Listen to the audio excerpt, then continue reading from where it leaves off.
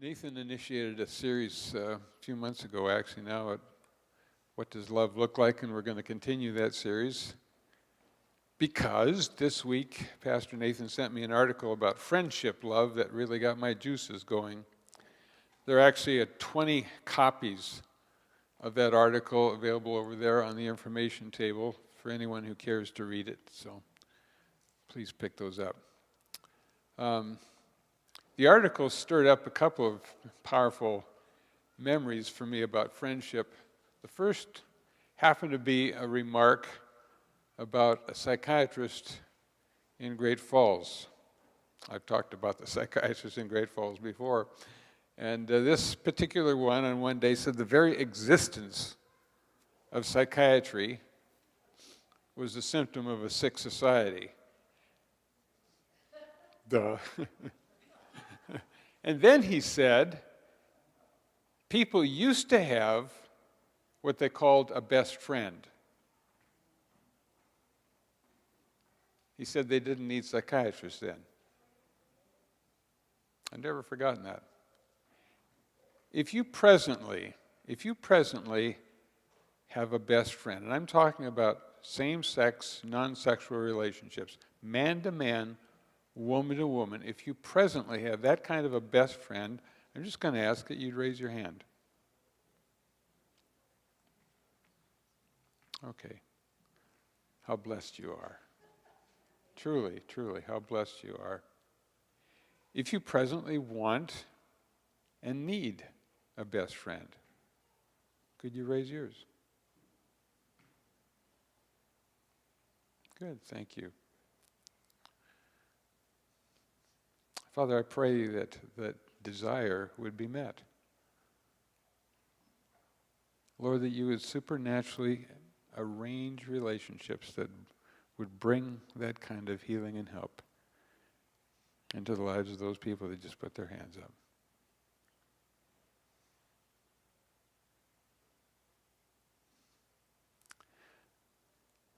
The second powerful memory that the article stirred in me about friendship was from the Authentic Manhood series that we did on Saturday mornings I think it was about 3 or 4 years ago now.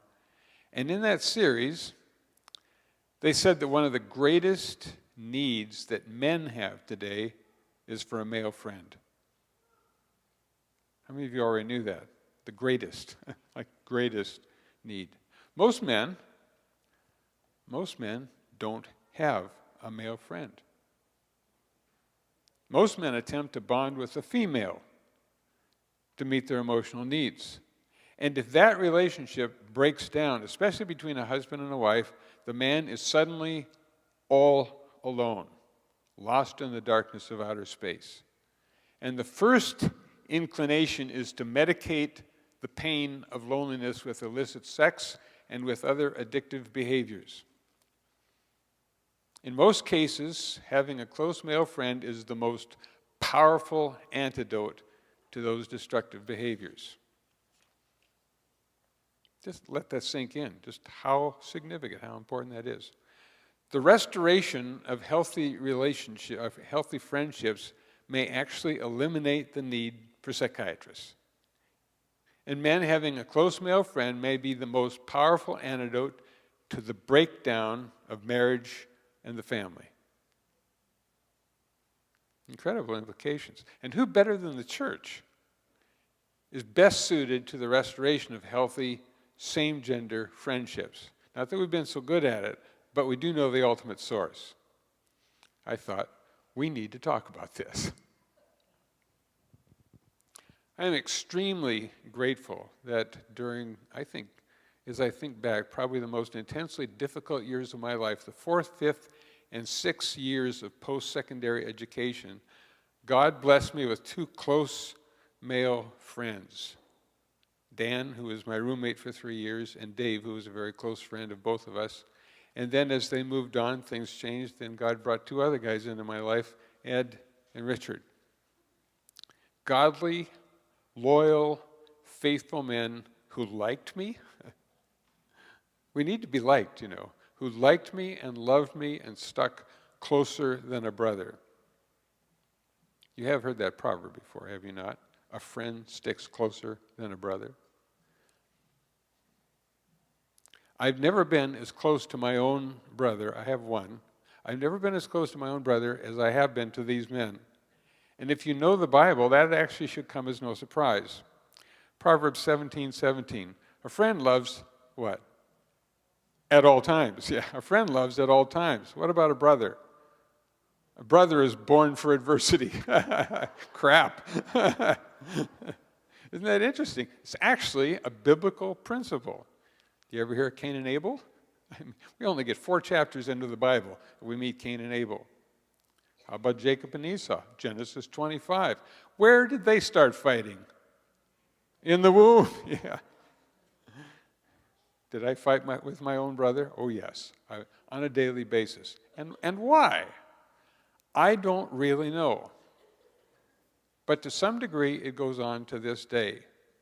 The theory is that siblings are competing for their parents' attention and affection. You know, we shared a room for many years. We went to school together. We played together. We did sports together. We worked together. He was actually my best employee when I managed a business in our university years. We traveled together. But he distinguished himself by being the polar opposite of me. I am not Don. I am Dwight. I was socially adept. He was socially awkward and withdrawn. I was an academic goof-off. He was the valedictorian of his class. I went into arts, music and drama. He became a scientist. I became a pastor. He became an atheist. Why? I don't know, except for this. A brother is born for adversity. I value my brother. But I needed male friends who would love me at all times. And I wasn't going to find it there. C.S. Lewis, back in 1960, wrote a brilliant book called The Four Loves. Anybody read the book? Yeah, a few, okay. As a true classicist, he uses 4 Greek terms to define those 4 loves. Our first experience of love is one that you may not even have heard of before. The Greek word is storge. Say that, storge. Storge is familial love, particularly parent-child. Parent to child, child to parent. The child needs, the parent gives. The child needs, the parent gives. And if the parent successfully, consistently meets the needs of the child, this builds the capacity to trust, which John Sanford defines as the fundamental capacity to be human. Siblings also experience storge love.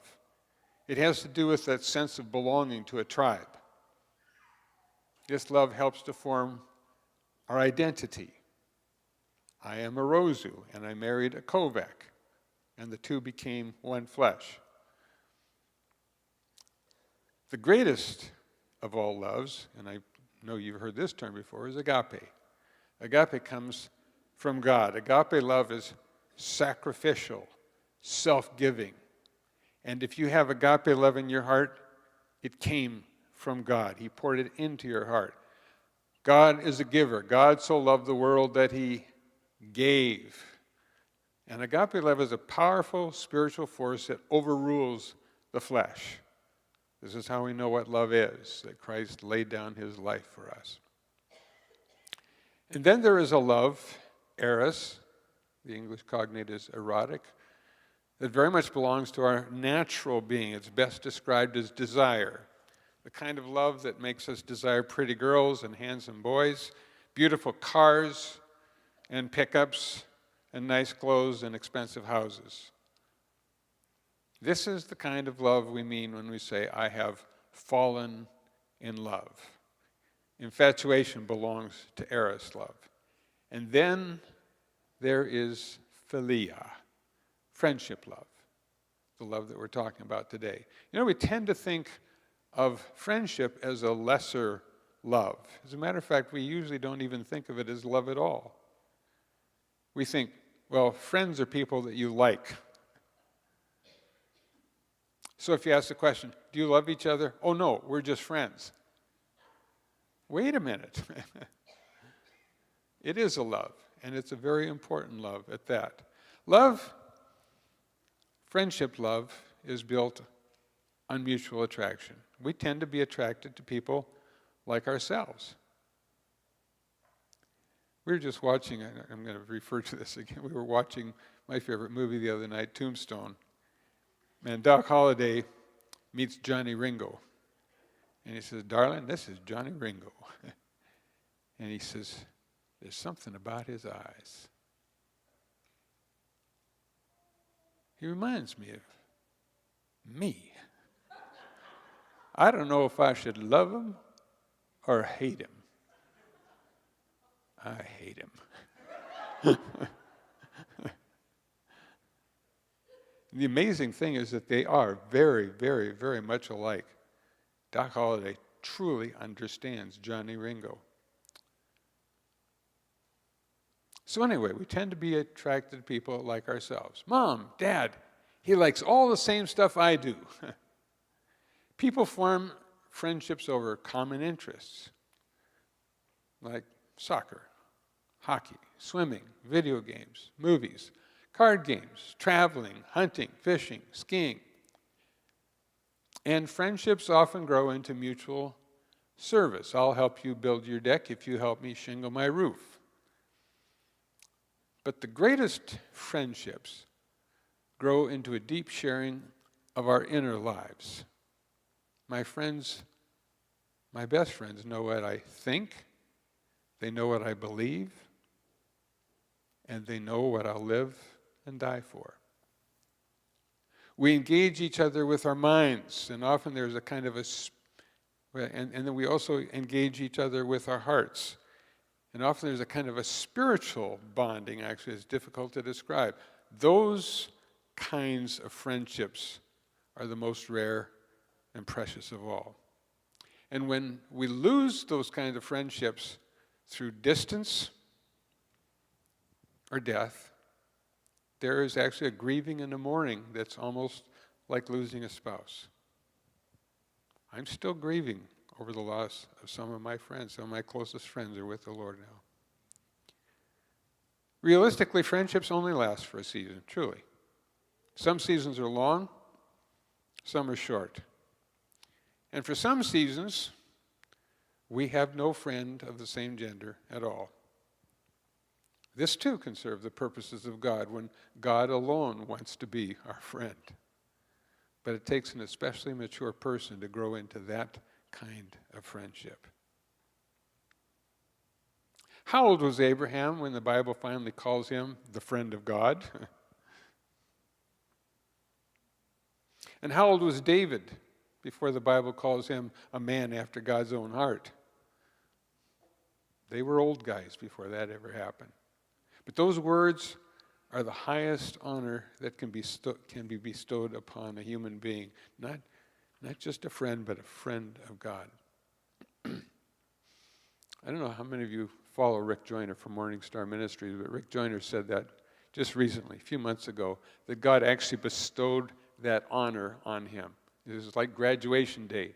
It's a really neat story where God invited him on a supernaturally long motorcycle trip for an equally long, intimate, personal conversation. And the Lord says, "You are my friend." Well, let's get back to where most of us live. First, the natural, then the supernatural.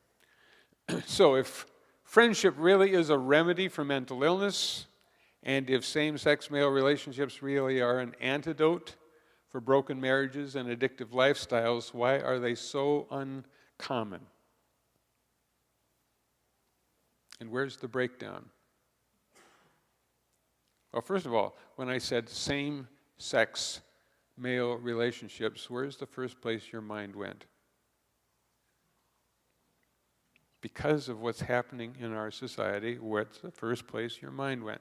That combination of words, same-sex, tends to take us to thoughts of homosexuality or same-sex marriage. Our culture has become so highly sexualized, we're scarcely able to think in any other terms. But same-sex simply means a man-to-man or woman-to-woman relationship. I have heard proponents of the gay agenda, proponents of same-sex marriage, cite the biblical examples of David and Jonathan and the relationship between Jesus and John, quote, the disciple whom Jesus loved, to prove that homosexual relations are both a normal and acceptable alternative lifestyle from a biblical point of view. And lots of people are actually buying that. That's the state of our culture. Allow me to read the opening paragraphs of Denise McAllister's article, the one over there on the table, entitled, How to Stop Sexualizing Everything. Bye. I love you, I said as I hung up the phone. My 15-year-old daughter was in the car at the time and asked who I was talking to. My friend Leslie from Texas. A woman, she said? That's just weird, Mom. I laughed. No, it's not. She's my friend, and I do love her very much. Why shouldn't I tell her that? My daughter just shook her head and said, it's kind of gay, don't you think? No, it's not gay. I have friends I kiss, too, on the lips. And I hug them, and I get excited when I see them. I adore them, and I'm devoted to them. I have friends who captivate me with their beauty and intelligence. I tell them so. I tell them that I think they're beautiful and amazing. It's nothing sexual. It's phileo. That's the verb form. Actually, the noun is actually philia. What's phileo, she asked. It's friendship love, I explained. It's passionate, but not like erotic love. It's wonderful and stimulating. It's probably the best kind of love when you really experience it. But so few of us do. She shook her head again. Mom, you're weird. I guess I am kind of weird. I confess, I'm very passionate about my friends. But am I the abnormal one? Or is there something wrong with our society? My daughter isn't unusual, and her response is pretty typical. Many people have that reaction to women who are passionate about their friends, and even more so for men.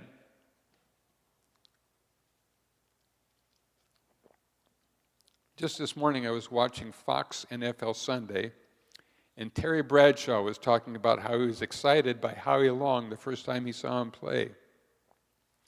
The eruption of uncomfortable laughter was expected, but he kept on saying how Long took his breath away, which excited even more snickers.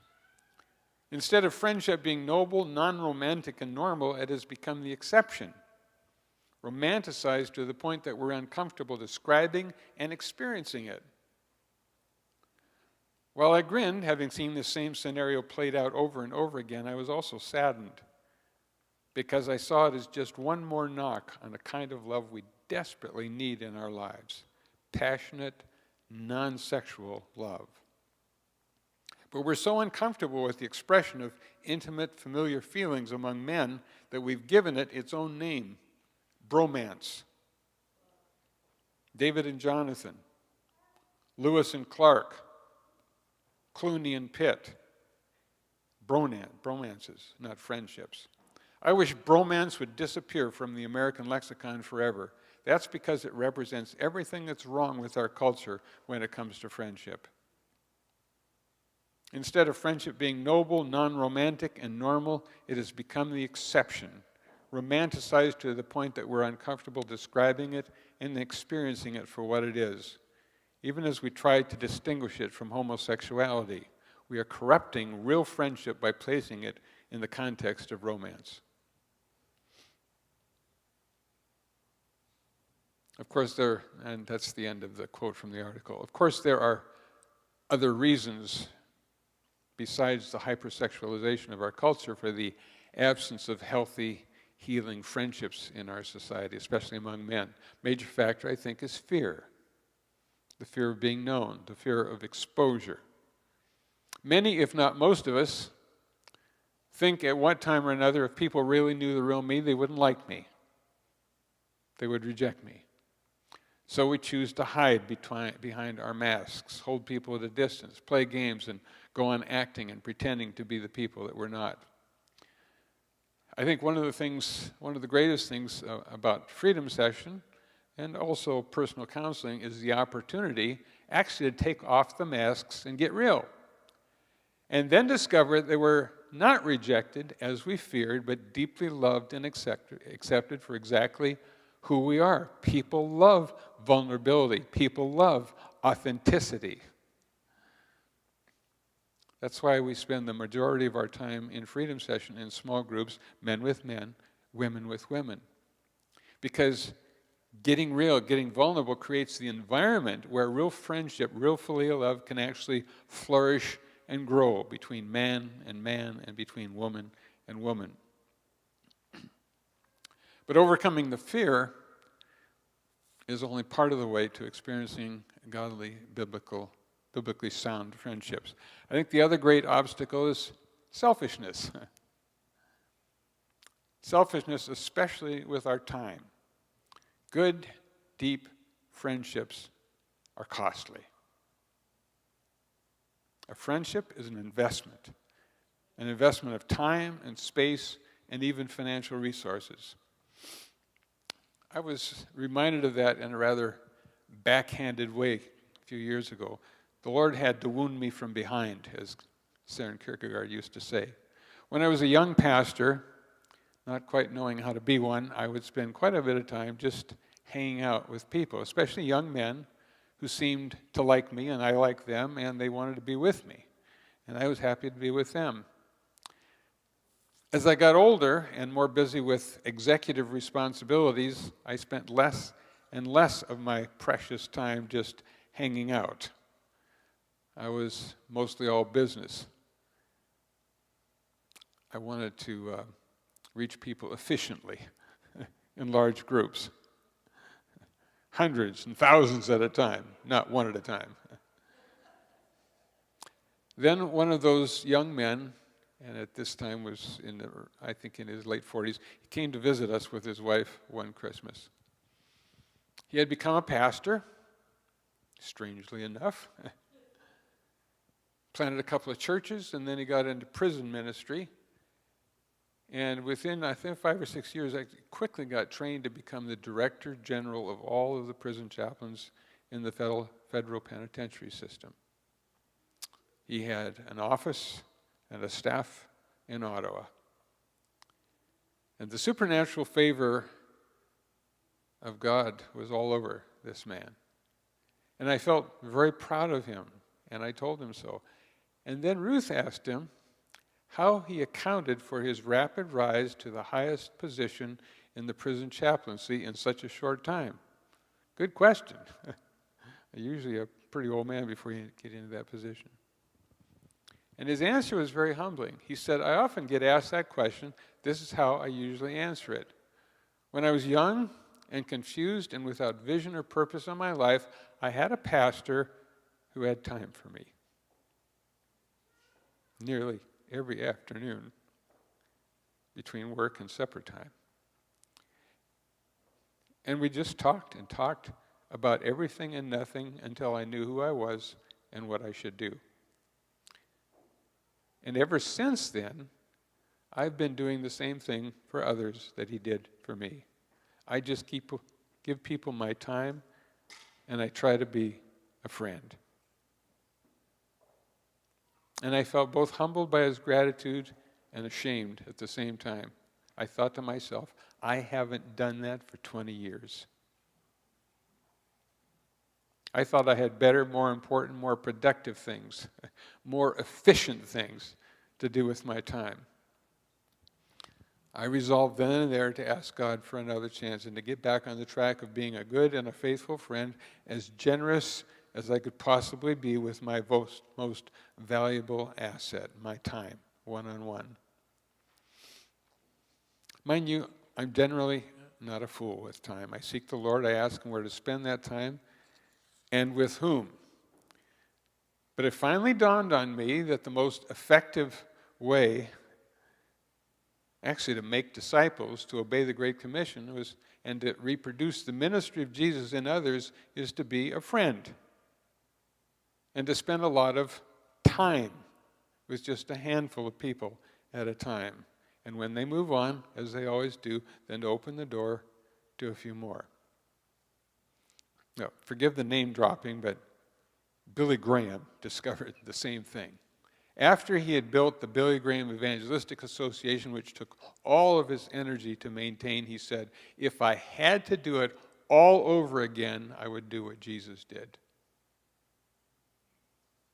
I would take a small handful of men and pour myself into them.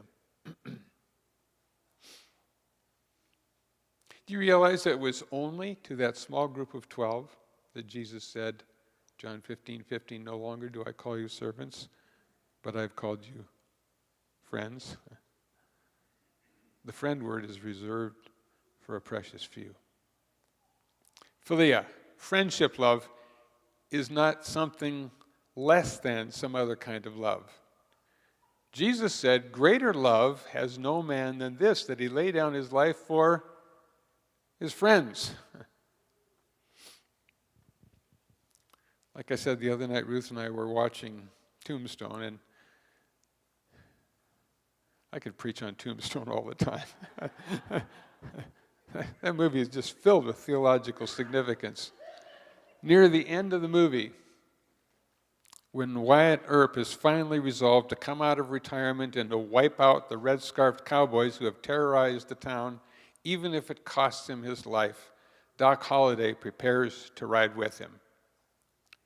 And one of the men from the town asks Doc Holliday why he's willing to ride with Wyatt Earp and risk his life. And he says, because Wyatt is my friend. The other man says something like, who needs that kind of trouble? I have lots of friends. And Wyatt says, I don't. Greater love has no man than this, that he lay down his life for his friend. Now, the relationship between Wyatt Earp and Doc Holliday might not be the greatest picture of friendship love, but it's pretty powerful, right up to the end of the movie when Wyatt is sitting next to Doc Holliday on his deathbed. The greatest pictures of friendship are in the Bible. And we actually need to claim those pictures as our family and inheritance. The problem, and the thing that militates against it, is that our minds are inhabited with all kinds of false, empty, meaningless pictures of friendship, most of which we get not from the Word of God, but from television and worldly movies and the broken society around us. Two of the longest playing shows on television have been Friends and Cheers, because people are so hungry for friendship, but they don't know where to look. Let's go back and look at the story of David and Jonathan in 1 Samuel 18, starting at verse 1. As soon as David had finished speaking to Saul, the soul of Jonathan was knit to the soul of David, and Jonathan loved him as his own soul. And Saul took him that day and would not let him return to his father's house. Then Jonathan made a covenant with David because he loved him as his own soul. And Jonathan stripped himself of the robe that was on him and gave it to David, and his armor, and even his sword and his bow and his belt. And David went out and was successful wherever Saul sent him, so that Saul set him over the men of war. And this was good in the sight of all the people and also in the sight of Saul's servants. First of all, I see no sexual inference here. Do you? This is not a case of homoeroticism, any more than in Mark 19:21, when it says that Jesus laid his eyes on the rich young ruler and loved him. You have to read homoeroticism into the story because it's not there. In other words, perversion is in the eyes of the beholder. This story seems to indicate that David and Jonathan, prior to this, had no previous encounter. This is their first meeting. No doubt, Jonathan had heard about the exploits of this shepherd boy who fearlessly faced off with Goliath. Now he heard him speaking to his father, the king. And in a short time, he got to know what was in David's heart. Because out of the abundance of the heart, the mouth speaks. All you have to do is listen to people to find out what's in their heart. This is not a physical attraction. This is the knitting of the inner beings of two men, heart to heart. Well, Saul keeps David in the house, so now these two guys are living together. Jonathan, the crown prince, makes the first move, and it's not a little one. He offers David a covenant. This is a friendship covenant, not a marriage covenant, not a baptismal covenant. This is a friendship covenant. He offers David a covenant, royal, reaching down to shepherd boy. He takes off his royal robe and gives it to David as if to say, take my place as the next in line to inherit the throne. There must have been some prophetic insight here because that's exactly what happened. That's how history played out. Then he takes off his royal armor and he gives that to David as well, as if to say, I really mean business. I give you both my royal authority with my robe, and I give you my royal power with my armor. And the text indicates that this was not some empty, merely symbolic ceremony. He actually kept these things, and he went out to war and used these things and had great success. No strife, no jealousy, no competition, as David had had with his own brothers and is well documented in the scriptures. Just as deep covenant love and this loyal devotion. I love this story. I love this story because it's so rare, it seems almost supernatural. And as the story develops, and King Saul actually loses his mind to jealousy and rage and murder, Jonathan intervenes at the risk of his own life and enables David to escape Saul's murdering hand. This covenant love between Jonathan and David he places above the storge love between father and son. There's even more. After Saul and Jonathan both die on the same day in battle, David seeks to keep his covenant with Jonathan beyond the grave. Isn't that amazing? He seeks out through the kingdom and finds Jonathan's sole survivor, Mephibosheth. He spares his life and he gives him the land and the possessions of his grandfather Saul. Is that a love story or what? Who would do such a thing? Who does things like that? Jesus would. And Jesus has. I see the spirit and the heart of Jesus all over this story. Jesus has given us his royal robe, the robe of righteousness. And in doing that, he has given us a whole new identity in him, a royal identity as sons of God, kings and priests, one which we neither earned nor deserved. And he has equipped us with his armor, with the whole armor of God, that we might win victory over all our enemies. We tend to see this kind of friendship between men as a great exception. And we put them up on a pedestal as special cases. But I believe our Lord intends this to be not the exception, but the rule. Otherwise, what did he mean when he said, "A new commandment I give you, that you love one another even as I have loved you"? Now, I'm delighted to see that these kinds of friendships are actually growing in our midst. More and more. And my prayer is more, Lord.